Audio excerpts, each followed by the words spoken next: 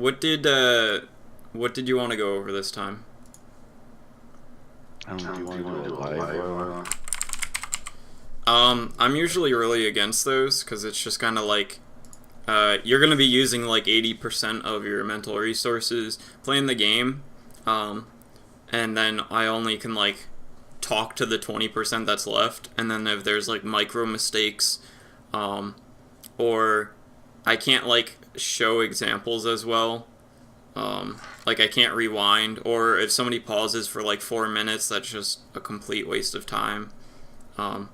If you do want to do one, like we can, but I'd much rather do a turbo game because then we can also go over it after in under an hour or around an hour or so. Alright, cool. Do you want to do that? Yeah. Alright.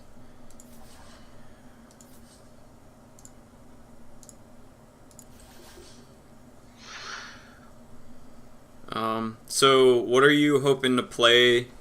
Role, heroes, what are you trying to learn? I was actually going to see if you could help me with, maybe like support or like Omni-Knight. Hey, sure. Is he good for in my, I don't know. I think he has like the highest win rate across all brackets. I just don't, I don't like him so much personally because it's like, he's really good, but he's entirely dependent on your team. Like, he doesn't have any stuns, he doesn't have any disables, he doesn't really have any nukes. He kind of does, but like, it's... He's kind of just there, just right clicks. Yeah. A little bit. It's like, if you think about him and a Clockwerk, which one's gonna do more when your team sucks? A Clockwerk, for sure. I just started playing him the other day, I couldn't believe how fun he... Clockwerk or Omni-Knight? Clockwerk. Because I was in that list that you gave me of offlane. I fucking love them. Because I've been getting shit on. And I play with my friends, and they're all on like... And sometimes I play Bristle solo offlane, man, and I get shit on when there's a pudge. And at least Clockwerk, I'm like thinking I could hold bring your prepaid back. Yeah. Another thing good with Clockwerk against Pudge is he can't ult you if you just press your Q. Right. Do you or who's another good support? I'm really supporting. Clockwerk, Night Stalker, Pudge, Spirit Breaker, Slardar, Earth Spirit if you know how to play him, Earth Shaker. Is Slardar alright? He's not really a roamer, but he's a good support, yeah. Oh no, support. I'm sorry. Support. You show me how to play Clockwerk. Sure, go Clockwerk. And you want to start with Boots, Tangos, and Clarity. I don't know if you can still afford that or not. I think you can. Nice. And I see people talk about what are good role areas, but I just didn't know how you do it. You just go better? Yeah, you usually start Battery Assault. Sometimes the game, like it depends on the enemy lineup and your own. Like if you have a Shadow Fiend and your team's cooperative, you can start with Cogs and then have the SF get the denies on the Cogs, and he can get 3 souls every time you use Cogs in the early game. So you can send him lane with like 12 souls or whatever. Oh wow, that's a big advantage, huh? Yeah, it's 24 damage at the start of the game for free.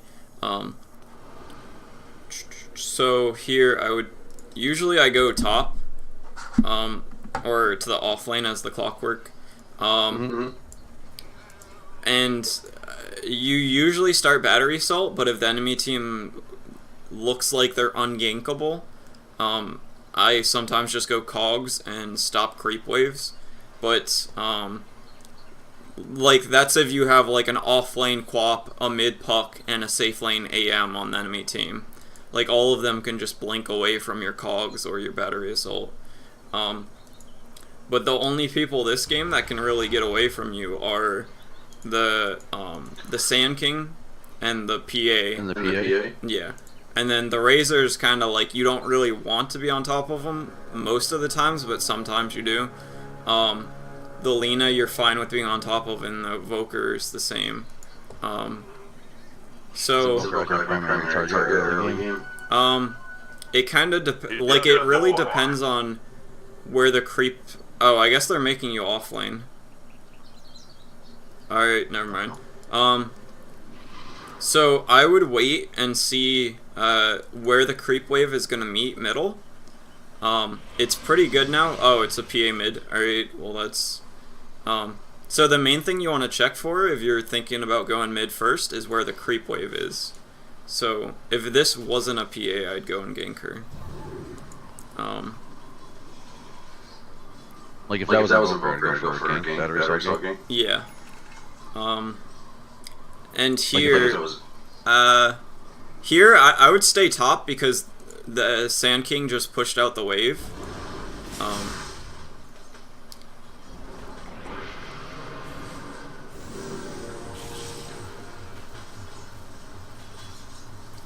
Oh, no. Yeah, you got super blocked there.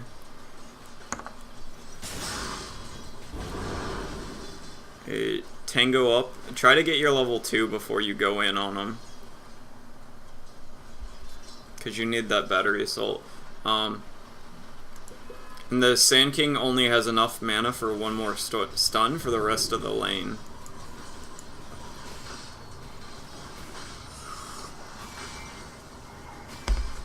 Fly out your Tranquils. I forgot this was a turbo game, so this yeah, yeah. These lanes are so crazy. Yeah. And here I'd be going to the bounty rune. Go to the enemy bounty rune. You can't really do anything about that invoker. Actually stay here. Just go on the Sand King. Try to get this rune and then pop your battery. Nice. And then go run and try and get the enemy rune.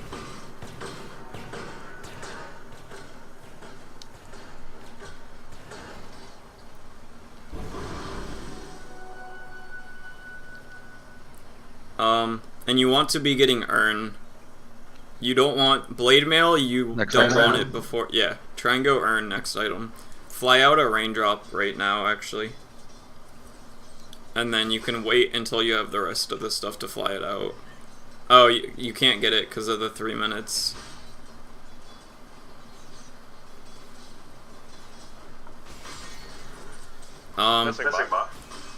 You can go on the, you can go on him. Try not to right click, run at him, and then don't right click him until after the creep, the range creep, so you don't aggro. And like right now, you can just go on him. Pop your Q, try and isolate him with your cogs. Nice.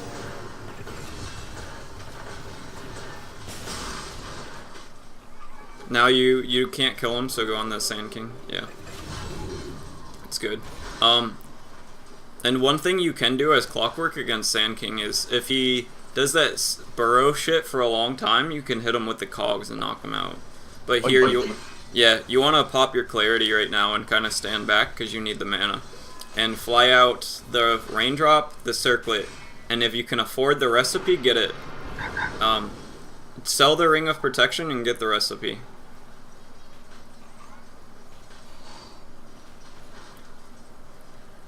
Wait for the gold for the recipe, because you can get the Ring of Protection at the side shop.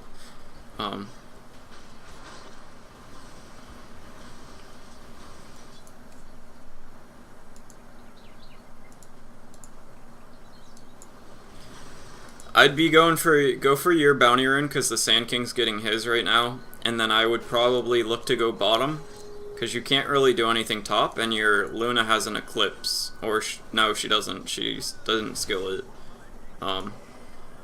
Should I grab the ring up here? I'd stay here. Get the ring. And then try and go on this Invoker from behind. Or you can go on the Sand King now, actually. I missed.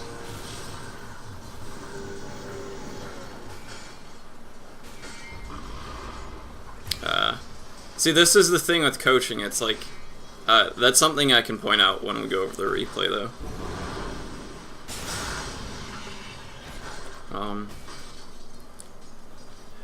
And here, I would go mid, TP mid, and just soak up this experience while the Bloodseeker's gone. Try not to get killed, though. Yeah. And there, you could have flared to get that last hit, which would have been worth it. Can try this one.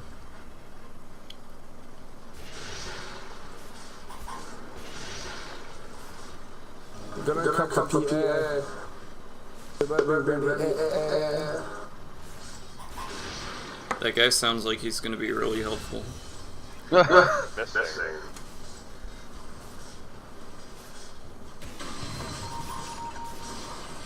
Run at her.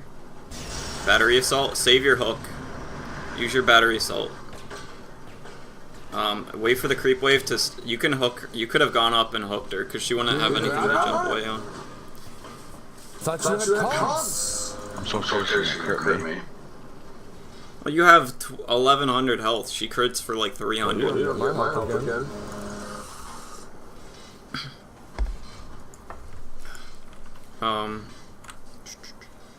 So here, you want to be going for 4 staff next. So I can follow him and get out? Well, it's just kind of like you almost always want it next. Because it's just so good being able to cogs.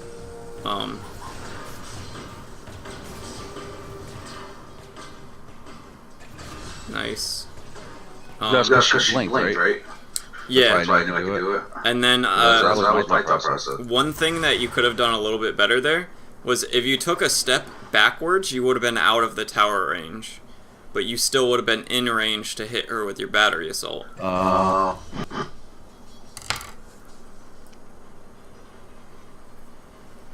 Just so 6 or less. Yeah. Until somebody comes back. Unless you have your ult, I wouldn't really want to leave.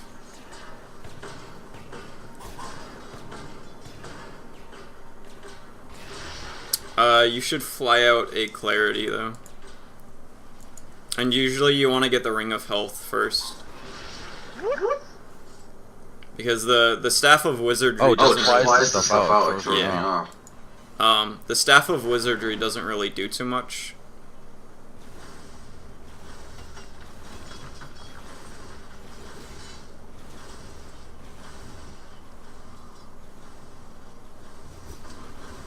And one thing with Clock is if you try to get the last hit and you time it right after the tower hits, you'll still have time to throw out a rocket flare and get the last hit. And yeah, like that was good. There was no way you were getting that last hit unless you did that, so that's good.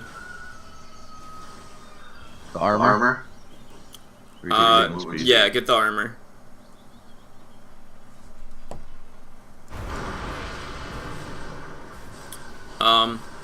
And now I'd be trying to look to go gank. Like, I'd go top right now. Nice. They got the kill. You can... I wouldn't hook this guy, because he can always just get away until you have your 4 staff.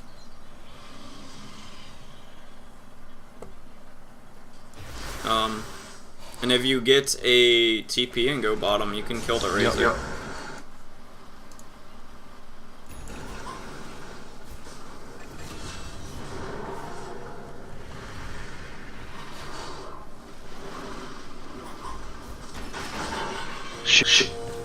Earn her. Hit her with your urn.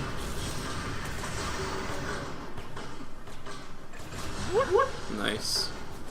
Now throw on your clarity and earn the Luna.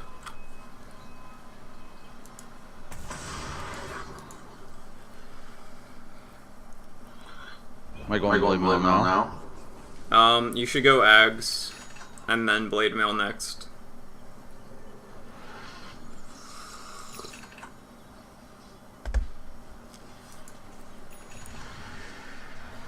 I go on Razor?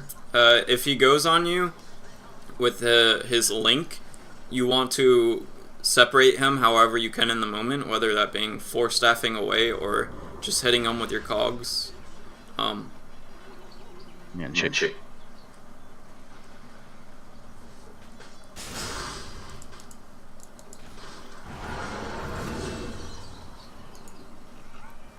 You can try and go on them here because the Bat Rider's here. Actually, no, there's too many of them now.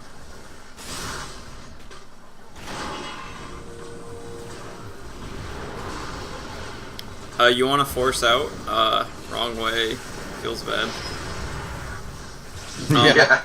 So the main thing I want to point out, there is you shouldn't use your hook to start there. You should have saved your hook for if he like got out one way or another. So force staff in, then hook shot. Well, you could have ran into him there, and then because what you did there was just use your hook shot as a stun and some damage, whereas if he somehow gets away, you can use your hook as a stun, damage, and a gap closer. So it's good to hold on to it if you can, or if shit goes wrong, you can escape with it. Because I think level 2 one's not too bad, but it's like a 55-second cooldown on a 1.5 second stun that does 175 damage, and that's like not worth the cooldown just to do that stun and damage. But if you can also gap close with it, then it's definitely worth it. Also, one thing I forgot to mention is you can get a casual windlace if you're going for your urn, which is you wouldn't want to get it now because you're so close to Ags and you're going to fill your slots with a Ogre Axe and a point booster soon. But if I brought it up earlier, you could have got it, and it's just like you build it into Spirit Vessel eventually, so it's like not really a waste of slot. Oh, okay. Battery cell damage? I would go with the strength in this game, and we can talk about that after, but it'd take a little bit, and you're probably gonna fight soon, maybe, or something. I would go on her without hookshot, and then if she blinks, follow her with the hookshot. You might just straight up die, but it's up to you. No! Earn her? Hit her with the urn.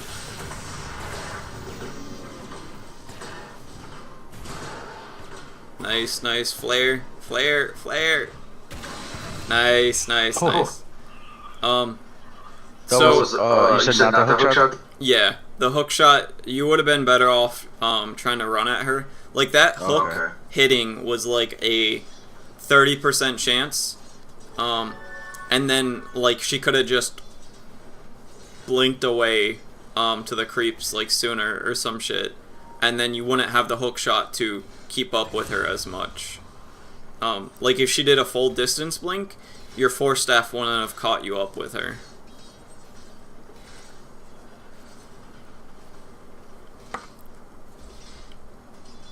But here you should buy your point booster if you can, and then fly it out. That's more important when you have to go to the secret shop, but it's a turbo game, so you don't. Right. So you gotta go for sign up. Yeah.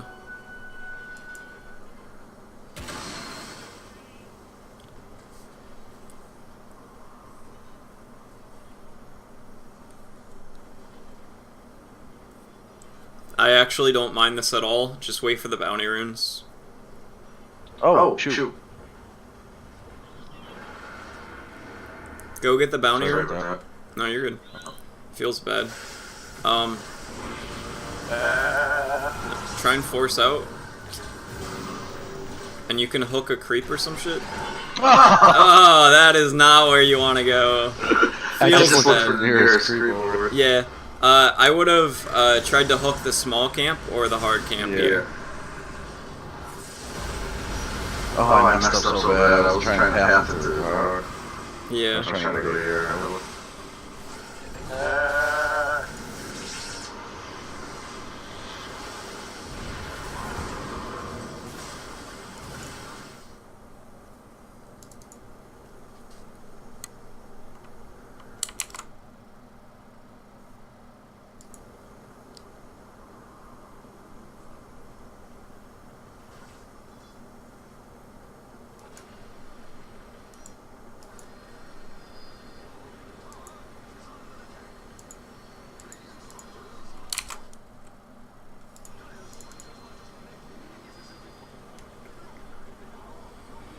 So this game, I think it would be better for you to get your blade mail before the spirit vessel. Okay, spirit vessel. Blade mail before it. Finish your ags and then get blade mail and then spirit vessel. Because this game, they don't have anyone that like heals up a bunch. So the spirit vessel doesn't do anything for the health regeneration decrease. But they do have a lot of like AoE spells or like Invoker, Sand King, Luna, all of them do a ton of AoE, and then PA and Razor are kind of like, they don't have much health, so if they go on you and you blade mail, and you're hitting them with battery assault, and they're hitting you, like they can't go on you with blade mail is what I'm trying to say. And then the other three, you can just soak up the damage and return blade mail damage.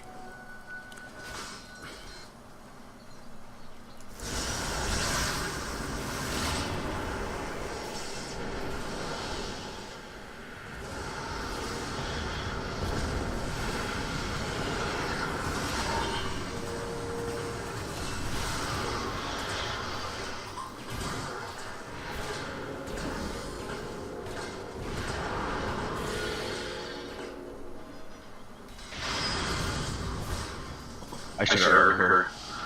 Yeah. One small thing though, it's hard to point out, but you should have attacked and then moved and attacked and moved while she was at the shrine and tried to get closer to her base. Because not only would that make it so, if she stunned you, you would have got more battery assaults on her if she tried to run to her base, which she should have, but she didn't. And it also would have separated you from the Bloodseeker, so if she tried to stun, it would have been only one of you instead of both. Do you like the magic resistance for their lineup? I like the rocket flare in games because it allows you to flare out other lanes, and like they can't ever like slowly split push you if you have that, because you can just throw a flare top, and it'll, if you like throw a flare at the top creep like wave. Push the lane. Yeah, I use that so much to push lanes. And they can't Maybe like. I might even get the PA here. Yeah, maybe. But it's just when you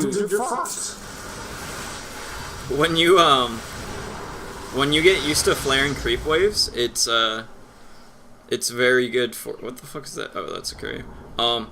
It's very hard for the enemy team to like slowly push you, because if they 5-man down one lane, you'll be pushing out the other two by throwing a flare to them each.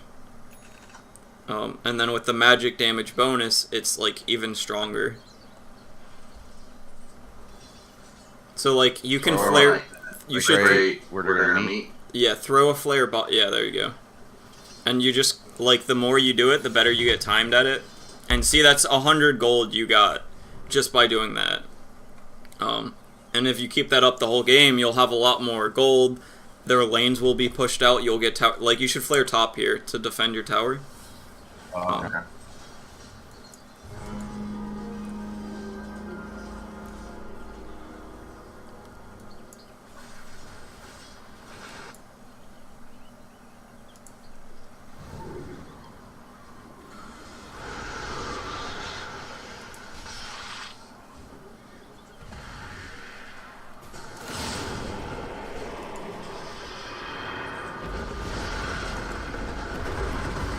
You should go on him. Go on the Sand King.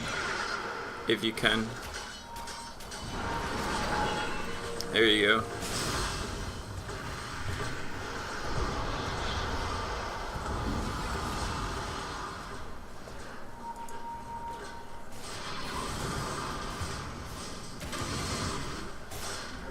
You can hook him because you have the Ags.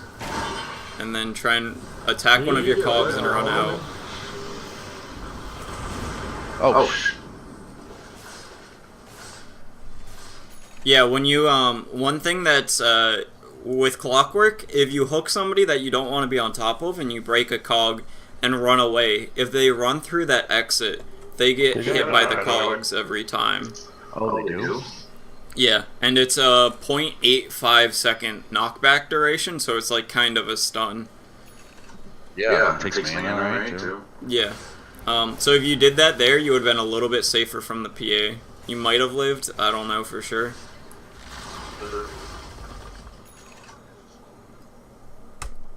In this game, for your talent, you want to get the battery assault. Yeah, that makes it so they can't cast anything, right? Yeah, almost.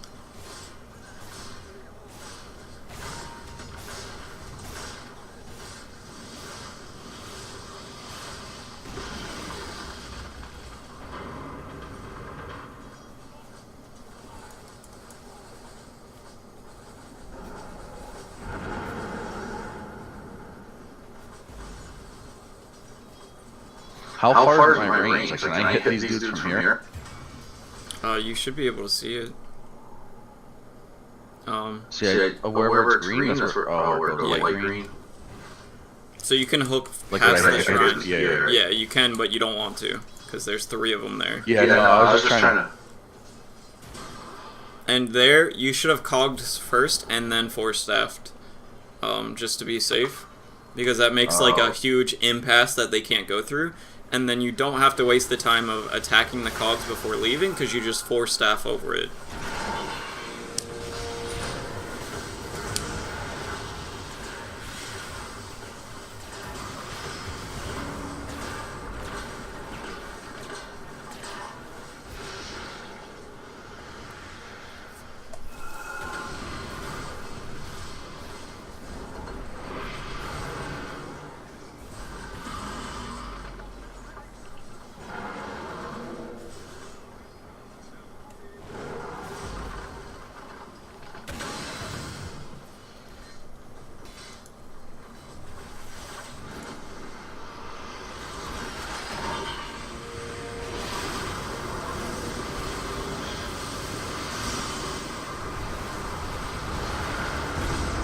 And that was good that you went in there and you cogsed him, but that's one of the times that you want to immediately force staff yourself out right after. So you stun them and then isolate them and then make them have to commit a few attacks to being able to escape. So that's like its own CC. It's just that I gotta make him just deal with the fact that he's gotta get out. And you have the 2-second stun on the hook shot, and then you just force staff out and you're fine. And that's why I like Force Staff a lot more than Blade Mail, because it's like, yeah, you can die to do some damage to them, or you can just survive, and then also be able to save your teammates too and shit.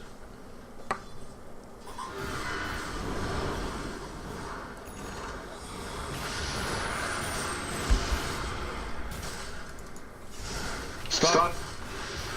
What do you call it? Armor?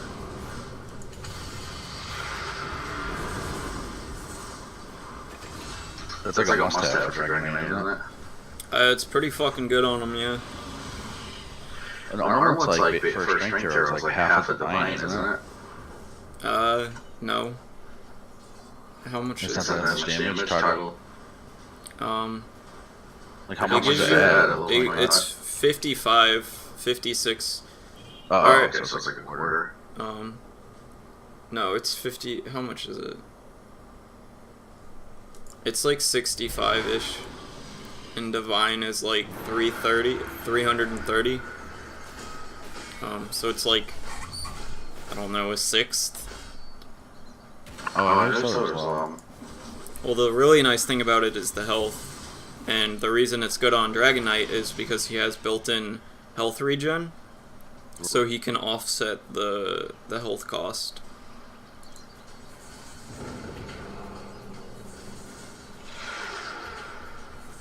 Here you should, yeah, Flare Roche.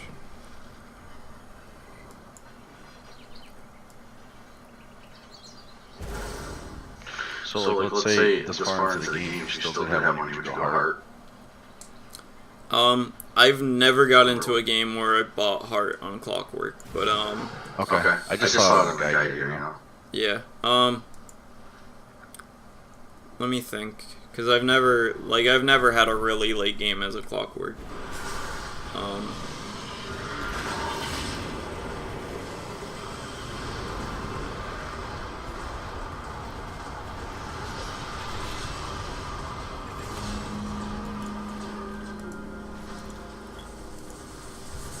I think the first thing you should do is probably get some dust and upgrade your boots to bots.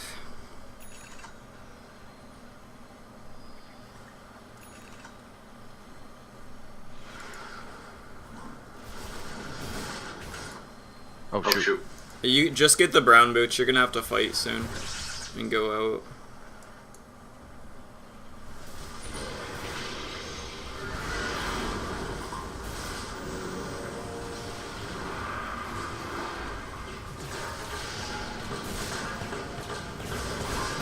And there, you should have flared so those creeps would have died off and not taken up some of your battery assaults.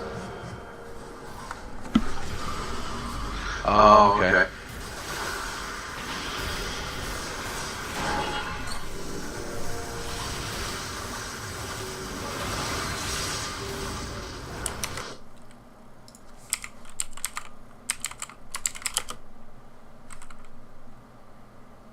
So would you say that Clockwerk's a more viable solo offlaner than Bristleback?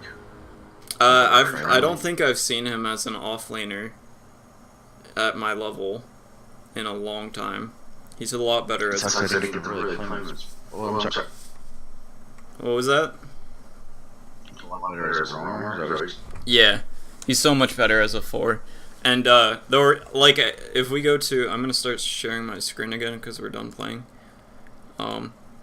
If we go to my recent games, like all of it is Clockwerk, and the reason for that is he's at this the meta for the higher tier games is the supports have to pick first or second, and if I have to first pick, which I usually do, because it's also if I don't first pick the position 4, then somebody else is gonna take the position 4 and I have to go position 5. But Clockwerk is one of the position 4s that I feel like no matter what the enemy team picks, I can still be helpful. Whereas my most played hero is Pudge, and I love him as a position 4, and I think he's fine right now.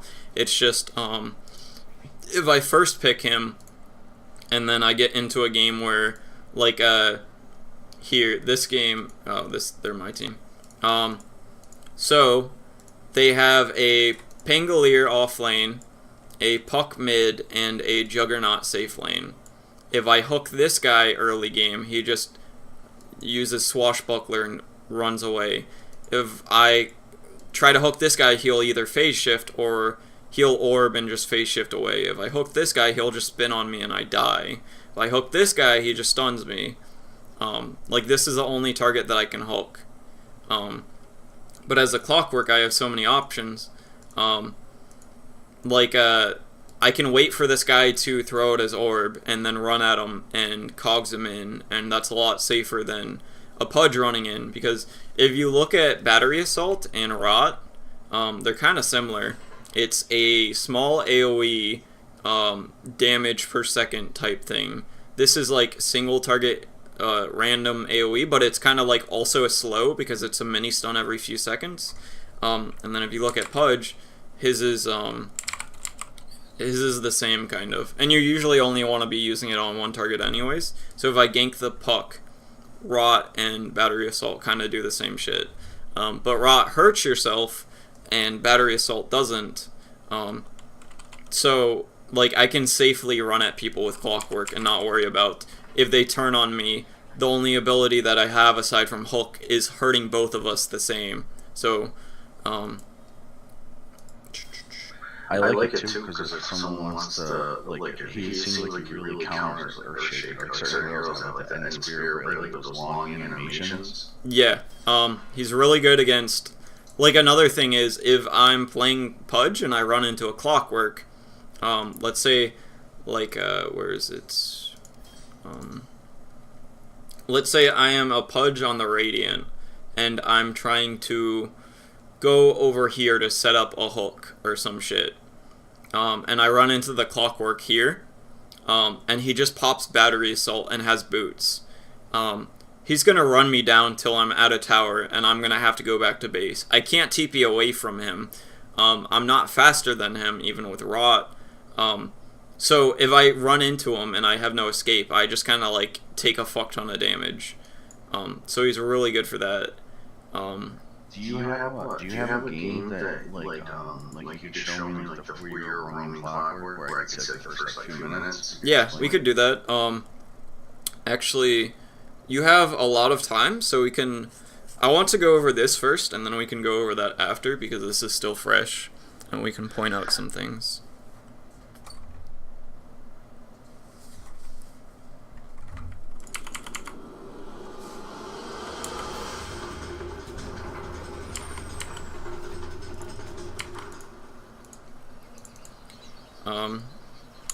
So the first thing is just looking at their lineup and understanding how your guy interacts with all of them. So the interaction with PA and Clockwerk is PA can just blink away, but if she can't blink away, you do good damage to her because she's pretty squishy when it comes to magic damage, and Battery Assault does a fuck ton of magic damage. And it doesn't miss, right? Yeah, it doesn't miss. So if you can lock her down, you do a good bit of damage to her, but she can blink away. And then with Razor, if he doesn't have a lot of static link, like you have, it's very like complex how this matchup goes, because you can like cogs him in if he saps somebody else, or you can try and cogs so that when he's like he has to run at you. So let's say there's like a Razor right here, and he's running you down and you're running away. If you pop cogs, you're going to knock him that direction, stun him, and you're going to be running this direction. So the main thing with Clockwerk and this guy is dealing with his static link first. So if he's linking you, your options are basically Force Staff away, Hook Shot away, or try to cogs to knock him back while you run away. If he's linking somebody else and it's fresh, you can cogs him in with yourself and let your teammate run away, so he only has like plus 30 damage or something. If it's a lot, you can try and cogs him, like let's say the Bloodseeker's right here with you too, and you're both running away from him. You can cogs him the same and knock him back, but he has too much damage stolen for you to want to cogs him in with you. Or if your Bloodseeker's super low, you can drop back a little bit, hit him with the Battery Assault, and let your Bloodseeker run away, and then deal with it from there. So there's a lot of intricacies with this. And then The escape combo is basically like cogs them, because I know I saw you can cogs to like just hit them with cogs on purpose. Like, yeah. Space yourself right. Yeah. But where you cog yourself, so you're saying you cog yourself in, just deny one and run out, and then you're gonna have to deny it and then take damage on the way out. Well, yeah, you probably. Well, he meets the threshold with his static link, where if it's like brand new, you can usually stay with him because you're not like he doesn't have too much damage stolen. So if you and Razor are both right here and he throws his link on the Bloodseeker and you immediately cogs him in and your Bloodseeker breaks it like a half second later, you don't really care. But if he's been on this Bloodseeker for, how long does this shit last? If he's been on this guy for like 5 seconds, you don't really want to cogs yourself in with him unless you can hook shot or Force Staff away. And even then, you'd much rather just hit him with the cogs and knock him back and save your Force Staff for a later time in the fight. So do you have any questions about then the... I don't think I could explain like all of them, because it's kind of like you just run into them when you do. The inner workings of Clockwerk and Razor together. Do you have any questions about that? No, that makes sense. Right. And then her, Lena, she's another super squishy that it kind of sucks when you cog her in because it makes you vulnerable. Because your cogs is about the exact same radius as her Light Strike array. So she's going to be able to stun you every time, and I think she can get this off. I don't think the cast animation is so long that you can keep Battery Assaulting her. But unless she has her Laguna Blade, you don't really care too much. And even if she does, but you're like level 10 or something, and you have a few thousand, if you have like 1,200 health or whatever, you're fine with going on her. she's going to be squishy pretty much the whole game, but she'll get a Force Staff or a Yules eventually, and those are things to watch out for. So, like, if you're looking to go on her, you have to be mindful of what her survival, how would I word it? So it's always that clock. It's always like super critical. More so even just be like check the items of everyone, especially like I'm thinking about going on. Yeah, like this guy is completely countered, or not completely, but he's very hardly countered by Force Staff.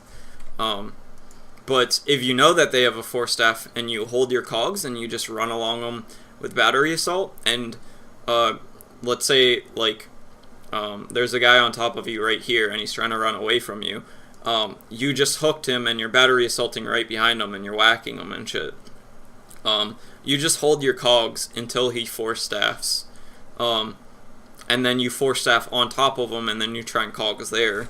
Or if you don't think that's going to work, you can hook shot. Let's say you can hook shot him. Let's say the Bloodseeker's on the enemy team. You hook him, and then let's say your whole team's like over here. You hook this guy. He's stunned for a second and a half, 2 seconds, whatever it is. And then you immediately run like right here. And then when the stun's gonna wear off, you activate your cogs. So he gets stunned for another 8.5 or 0.85 seconds, and he gets pushed back to there. So that gives you a lot more lockdown. Does that make sense? Yeah. Okay. And then Invoker, he's probably never going to get a Force Staff. So if he's low, and you can probably kill him pretty often depending on how ahead he is. Like, he might be able to combo you and kill you. But also you might just be able to kill him. It's kind of like, you just have to feel for it. And then this guy has a ton of different ways to deal with you. So normally, like in normal situations, like the Invoker would be always mid, right? Yeah. So as a roamer, he's the one I'd be like looking to help gain on mid with. Yeah, if your creep wave ends up here. That's why I was wondering if you could show me if you have a video of you ganking mid like it's Clockwerk, like level 1 or 2 or something. Sure. You know what I mean? Like to do in the first fight. I don't remember exactly which one that would be, but we can go over one and see if it's there. So yeah, let's try and go over this one real quick, because I was coaching you the whole time. I'd like to next session do so real quick just so you get the Bloodseeker that I've been working on, which has been working out really well. Yeah. I've been playing Blood and Wraith King for like the low MMR, like my solo. Yeah. And then like I'm gonna try to play like this, and I'd like to learn a support, like for when I play in the party. Position 5 support? Yeah, like okay. Position 5 and then this Clockwerk position. Sure. We can definitely do that. I can't wait to practice this guy. Yeah, Clockwerk's super fun. It's just like how I explain the Razor. It's like there are so many decisions that you can make that can completely alter how it goes. Whereas like with somebody else, it's just kind of like let's say you're playing Ogre, like you can slow and stun one guy and then try and keep your whole team bloodlusted. And it's like, alright, that was fun. But with Clockwerk, it's like, alright, I'm going to try to save one of my 3 spells to stop this guy's ult, the Sand King, and I'm trying to keep the Razor off of my Bloodseeker or my Bat Rider or whatever. So there's just so many different things that you have to consider in a fight to play it out perfectly, that it makes it a lot more fun than just, alright, well, I'm going to stun this one guy. Right about here, or soonish, you should be looking to go for the top bounty rune. I didn't point that out, but yeah. And then this happens. What I would have liked to have seen you do here, you get this bounty rune and then break this cog and run that way. It's a lot quicker, and you kind of like block yourself with your cogs here. And that would have gave you a lot more of a clear Oh, if I broke the one with the stairs? Yeah. I see, because the way I was gonna go. Yeah. Because now it takes you like 3 seconds, and he's ahead of you. So you might have been able to. He might have been able to get the bounty rune. By the way that you did it. And then here you should be like running over here and trying to get behind this guy. Because if you were back there right now, you could be running at him and then like attacking him, and if he tried to, you can separate him from the range creep, and then he's basically dead. So like if you're right here, from the room behind him instead of coming. you should have right here. You should have ran into these trees and went up here, because that makes he's not going to be able to come up to the creep wave, and if he does, you just kill him. And either one of those situations is great for you. But you kind of sit around over here, and it's like, do you agree that you could just kill him if you get on top of him with cogs? Yeah. Yeah. With the flare too. Yeah. And if you go this way, the only way, like, you could have even gone this way, and then it's like the only way that he can escape is like this way if he leaves immediately, but you can catch up to him because you had tranquils. So it's kind of like, if you go this route, he's going to have to run into you to get into his safety, but if you go this route, he just backs and he's fine. And then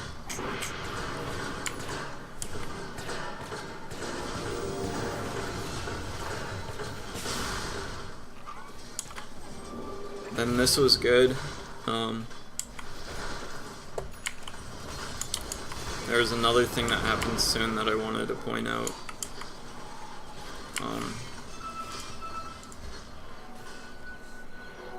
Going for these bounty runes a little bit late isn't going to work the higher up you go. Yeah. And here, this was like, I instructed you to do this, but the way that you do this properly is you look at where your creep wave is, and you look at where they're, like, by knowing that your creep wave is right here, you can assume that their creep wave's like around here. It's like actually right here. But it's just like, imagine the mirror of where it would be on the enemy one. Right. And it makes a huge difference because that's the only reason you died here. I'm pretty sure. Yeah, you get all of these creeps on top of you extra. And if all of these creeps weren't killing you, you would have had like 200, 300 more health at that point. Yeah, right. And then this is just kind of like, doesn't matter. You got the kill, it's good.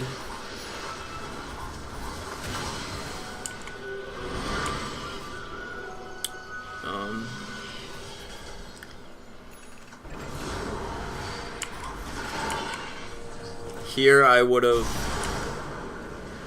earned my Luna, because then she's able to come back into the fight, and that can be very helpful. Like right now, if somebody comes out and does some goon ass shit, she can just die.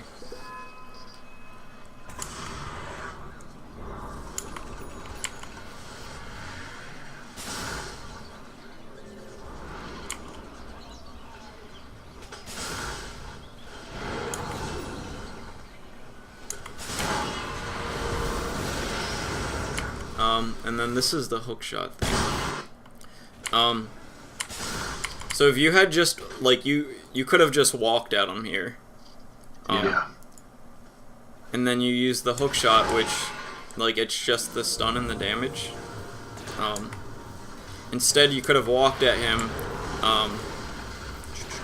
Let's see. And then that's a feels bad. And then, like, right now, you could have, like, hooked these creeps right here and lived. If you had your hook.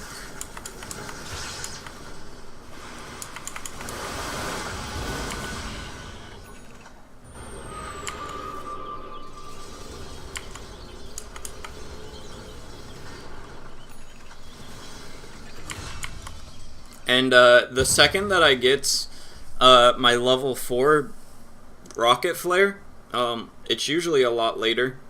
Like, relatively. Like, the laning phase is still kind of going on, just because it's turbo. But in a real game, the laning phase would have well dissolved by the time that you get level 4 in this. And when I get that, I very often just throw it at creep waves, because it'll give you a lot of farm, and it'll pressure their towers, and then, let's say you take a fight down here, 5v5, and they have a creep wave at this tower, either one of them has to go back and defend and makes it a 4v5, or you get a bunch of free tower damage. And your creep wave also gets deleted into the tower, so if somebody comes up later, they can't farm those creeps. And you can do that for, like, all of your lanes.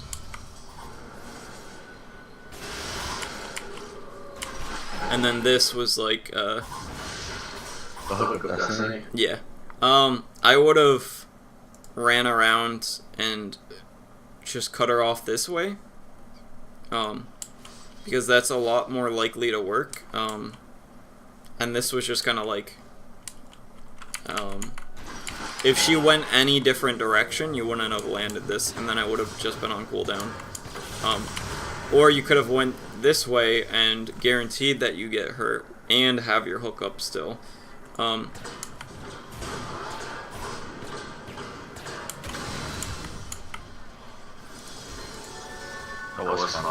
Yeah.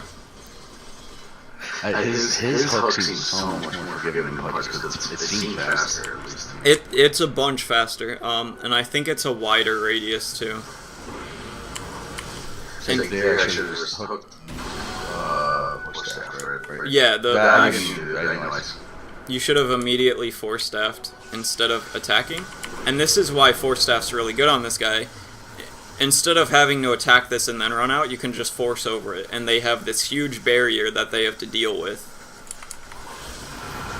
Like realistically, if I put that over the top of the stairs, like that's a huge, like there's no way around it, right? Well, where you are right now, if you just force staffed over here, the Luna or the Lena would have been hit by this cogs. So there's no way that they get to you without getting hit by the cogs if you just force out here. And then that was just the Hook of Destiny Part 2. Yeah, karma. You didn't deserve the PA kill, so you didn't deserve to live there. Give it and take it. Yep.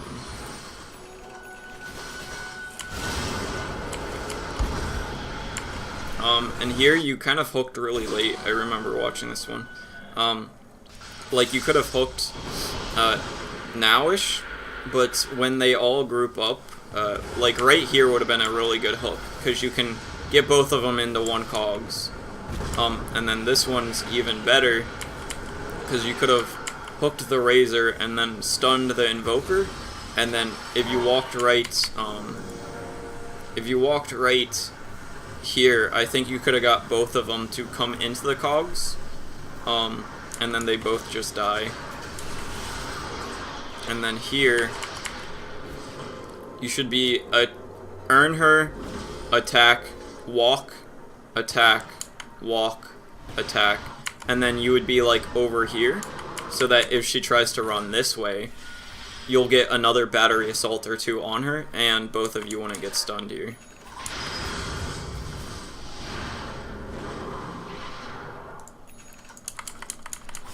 So you get the spirit vessel that like stops the healing from the shrine? 70%, yeah. Wow. So like in a game, if the enemy team has a Huskar, I'll usually get the urn and skip the force staff and go straight for the spirit vessel. Because it stops 70% of his healing and 70% of his lifesteal. And then he just kind of like dies. But you do have to use it, it's dispellable, so you have to wait until after he ults to use it and make it stick.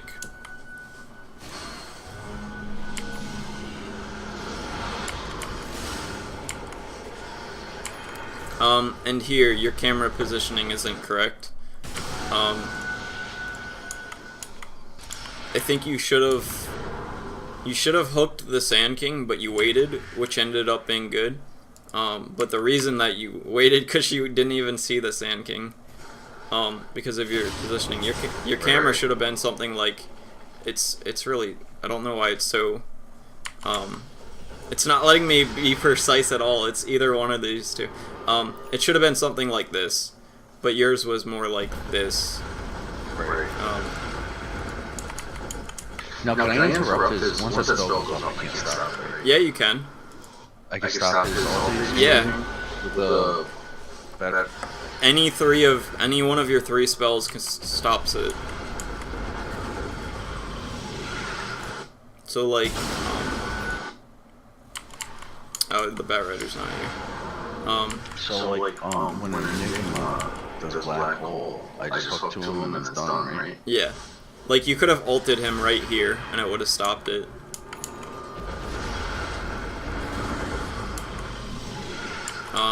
And like Pudge, your battery assault stops him. Witch Doctor's ult, CM's ult, all of that stuff.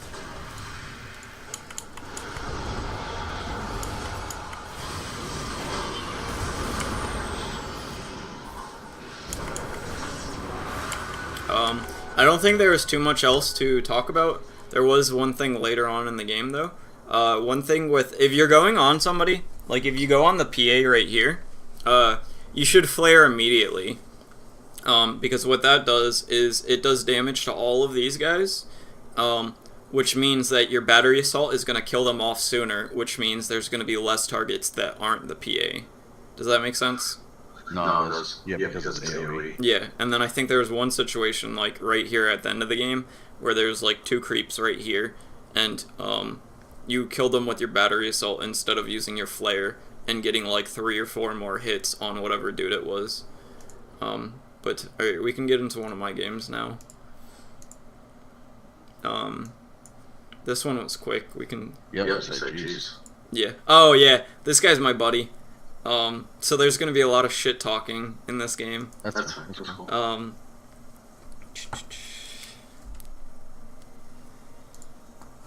In this game I went, I did a good amount of work this game. I was pretty happy with this game.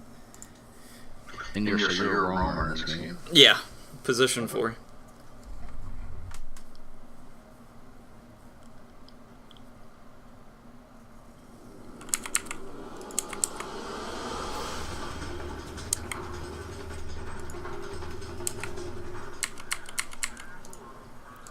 Yeah, if you have any questions, let me know and I can stop it, or...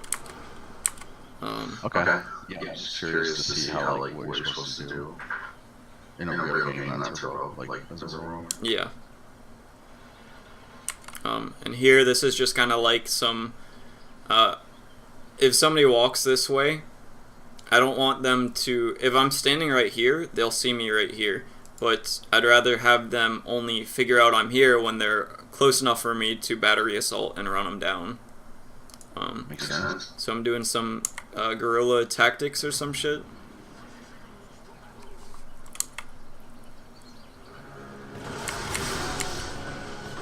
And here the jug spins, so the only person that I can hit with my battery assault is the Sand King, so I run him down.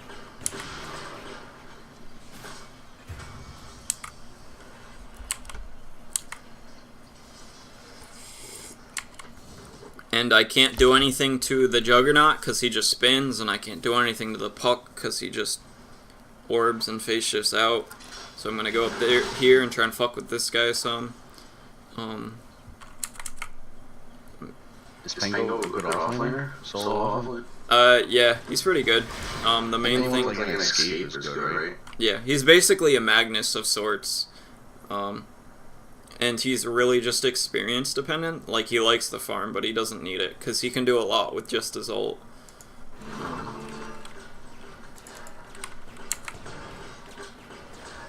That was a mistake by me. I should have just kept running him down with the battery assault, and then got the final hit with the... I think I thought the chilling touch would have slowed him enough, but it didn't. And here, the range creep aggroed on me, showing that they have a ward in this area. So I ping that out right away. And I'm keeping pressure on this guy.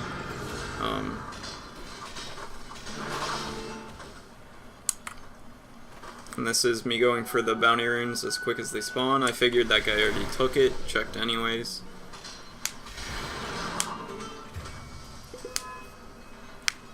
Did you get on battery assault? That was the AA's auto attack with chilling touch. I was surprised by that one too. Feels bad.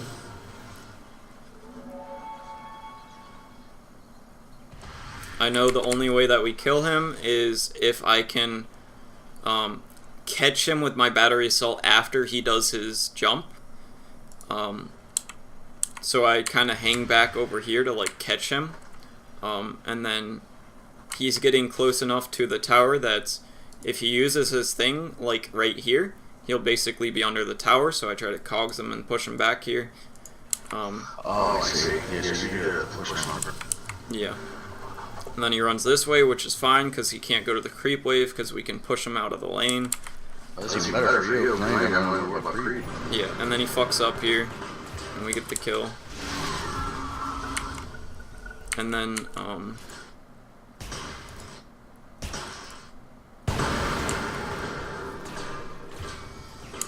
like, alright, he's gonna be dead for a few seconds. I can go see if I can help mid at all.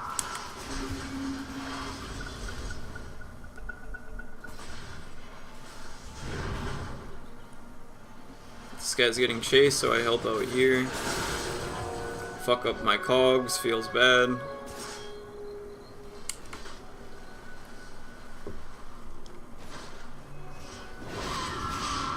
I see this guy uses his orb, so I'm like, alright, I can fucking kill him now. And then here I tried to... I denied the creep, or the cogs. Because that gives him the incentive to run out, but I knew that if he runs out here, he's going to die by my next battery assault proc and the cogs. So I kind of baited him to go out, but he didn't go out.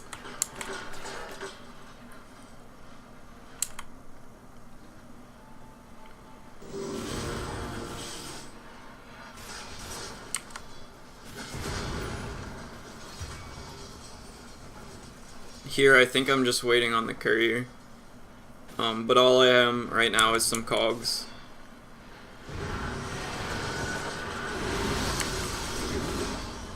And that was me trying to kill my friend.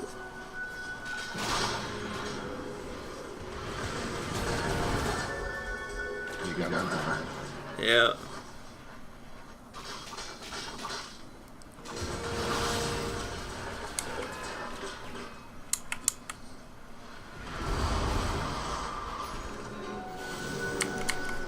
Here's me using cogs to make sure that we escape here.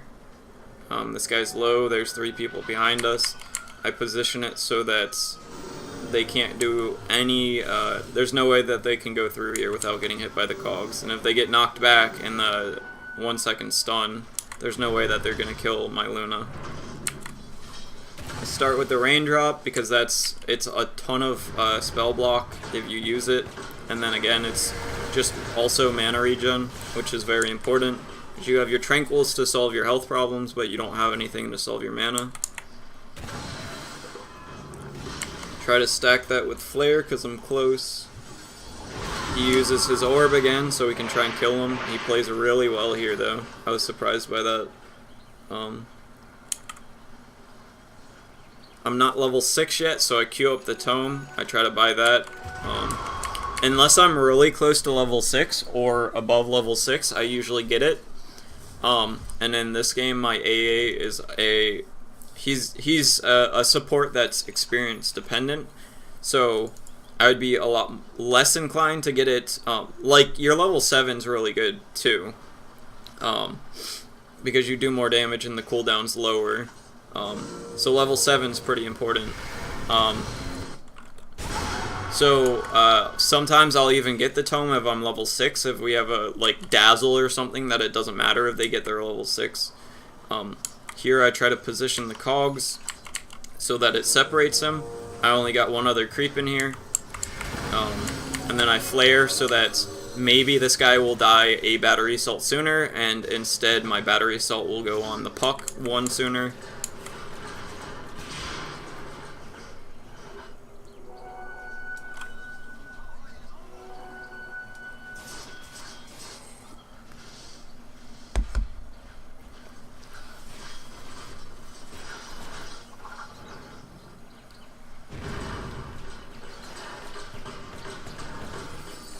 Trying to suiciding for my friend again, almost. I live with like 3 health.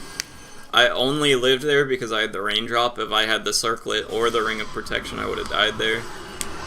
I'm watching and hoping he dies and he gets Hadoukened by the satyr creep.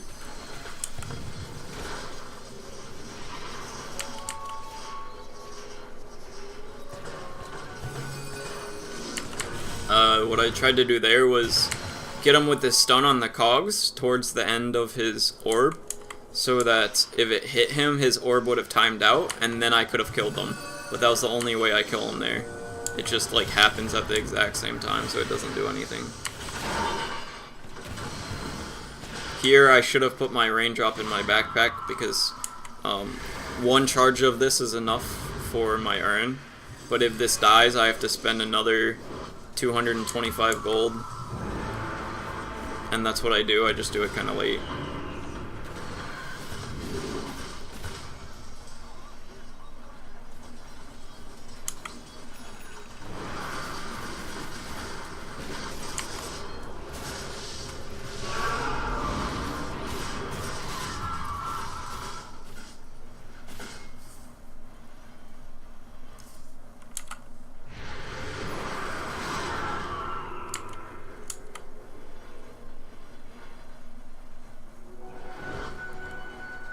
You guys must team like Zoom because it's only got 6 more minutes of the match. Yeah, we have, we shit on them.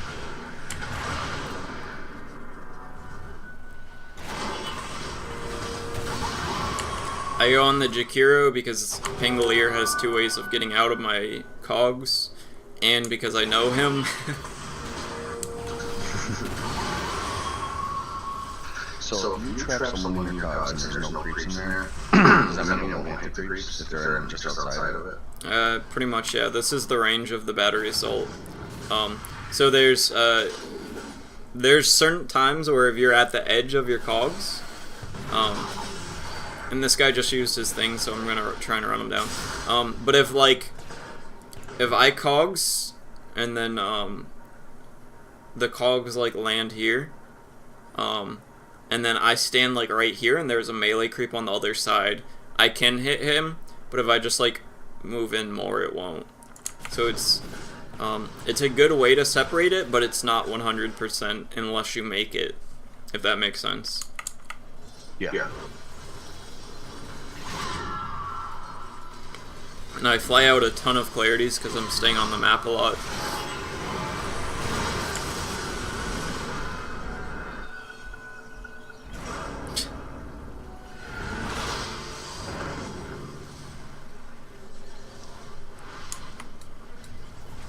Lol.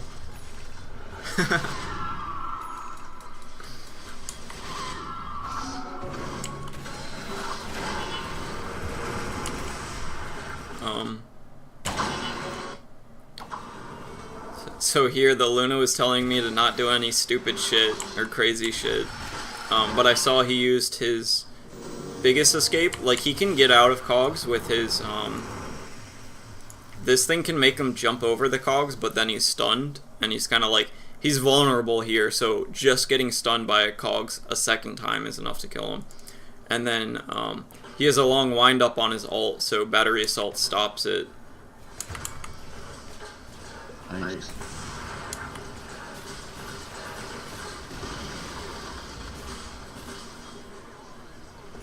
And here we have like, we have a million auras, so we just decide to take the racks.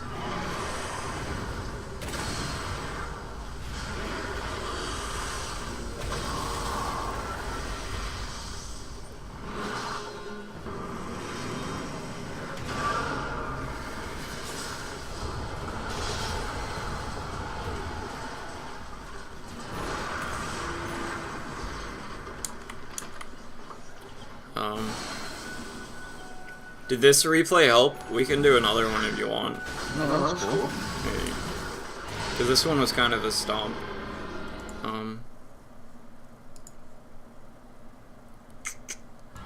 Hey, so we can call it here and just count it as an hour. Sure. Right. Give me some practice, and then that will have a replay to watch next time. Yeah. Do you have any final questions before we end it?